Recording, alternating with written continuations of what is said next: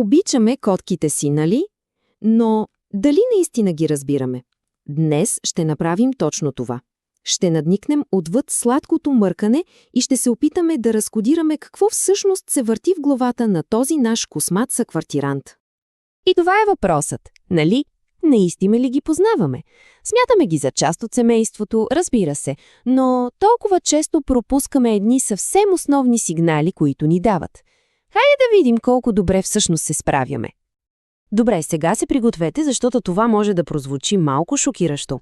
Над 70%. Според ветеринарни статистики, над 70% от здравословните проблеми при котките, говорим за неща като проблеми с бобреците, хронично обезводняване, са пряко свързани с неправилно хранене или хигиена. Това е огромен процент и той ни показва колко е важно да разберем какви са истинските им нужди. И ето тук всъщност е ключът към всичко. Най-голямата грешка, която правим, е, че ги очовечаваме. Но те не са малки хора в кожени палта. Не, те са хищници. Във всяка една домашна котка, колкото и да е пухкава, се крие инстинкта на хилядолетен ловец. И повярвайте ми, когато осъзнаем това, всичко се променя. Добре, хайде да се гмърнем в темата. И започваме, разбира се, с най-важното – диетата. Защото храненето не е просто да напълним една купичка.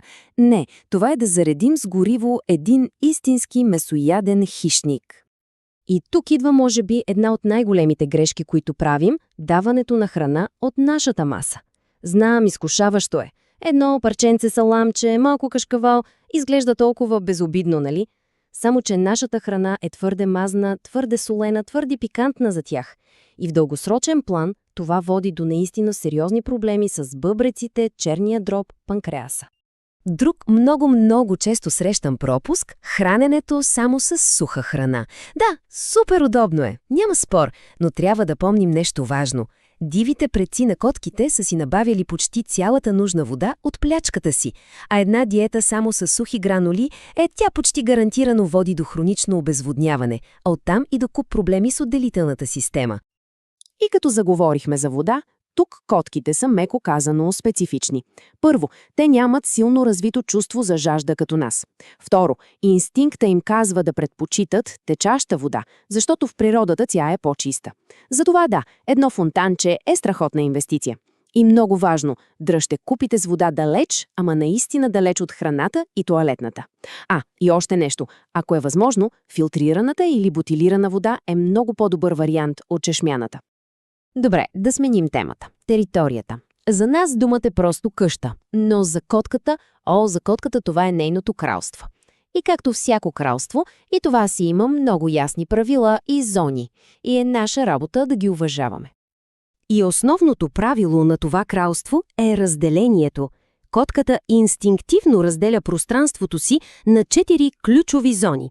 Една за хранене, една за почивка, една за тоалетна и една за игра.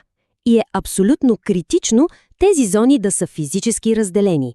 Да сложиш купичката за храна до тоалетната, например, това за котката е немислимо и причинява огромен стрес. А тоалетната, тя не е просто тоалетна. Тя е тронът в кралството. Котките са невероятно чистоплътни създания. И ако някога котката започне да върши нуждите си извън определеното място, моля ви запомнете, това не е отмъщение. Това е вик за помощ. Отчаян сигнал, че нещо не е наред. И в 99% от случаите проблемът е, че тоалетната е мръсна. И тук има едно златно правило, което решава страшно много проблеми. Нарича се правилото N+1. Много е просто. Преброявате колко котки имате вкъщи, това е N, и добавяте още една тоалетна. Значи за една котка – 2 тоалетни, за 2 котки – 3. Това им дава избор и намалява стреса. Да поговорим за вертикалното пространство. Котките просто обожават да са нависоко. И това не е някаква прищявка, това е дълбоко вкоренен инстинкт. От високо те наблюдават територията си, чувстват се в пълна безопасност. Така че една катерушка, няколко рафта по стената или дори просто достъп до висок шкаф, това не е лукс, това е абсолютна необходимост. Следващата ни тема – инструментите на ловеца. Всеки хищник разчита на своите инструменти за оцеляване, нали? За котката това са зъбите, ногтите и козината. И наша отговорност е да ги поддържаме в перфектно състояние, защото пренебрегването им води до сериозни проблеми. Обожавам тази аналогия, защото обяснява всичко перфектно. Помислете си. Представете си, че си миете зъбите само с сухари. Абсурдно е, нали? Да храниш котка само с суха храна и да очакваш зъбите й да са чисти е същото. Просто не работи. Зъбният камък и възпалението на венците са ужасно често срещани и много болезнени. Така че, да, редовното миене със специална паста за котки не е глезотия, а задължение. И козината. Разресваването също не е просто за красота. Когато се ближат, котките поглъщат огромно количество мъртви косми. Тези косми се събират в стомаха и образуват така наречените космени топки. И това не е безобидно. Тези топки могат да причинят чревна непроходимост, състояние, което изисква спешна операция. Така че редовното разресваване буквално може да спаси живот. А ногтите? И вечният въпрос. Защо котката драска дивана, а не онази скъпа драскалка, която и купихме? Ами отговорът е прост. Драскането за тях има две цели. Поддръжка на ногтите и, което е по-важно, визуално маркиране на територия.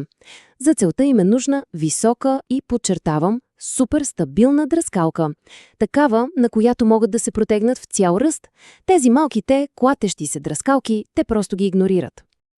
Добре, погрижихме се за тялото, сега е време да обърнем внимание на ума. Защото за да е щастлива една котка, не е достатъчно просто да е нахранена и тоалетната й да е чиста. Трябва да задоволим и нейните инстинкти, нейния ум на ловец. И това тук е може би най-важната промяна в мисленето, която трябва да направим. За котката играта не е забавление. Тя е симулиран лов. Това е работа. Жизненоважна симулация на целия ловен цикъл. Дебнене, преследване, улавяне. Едни 15-20 минути активна игра всеки ден са абсолютният минимум. Котките говорят. Постоянно. Просто не използват думи. Те използват езика на тялото си.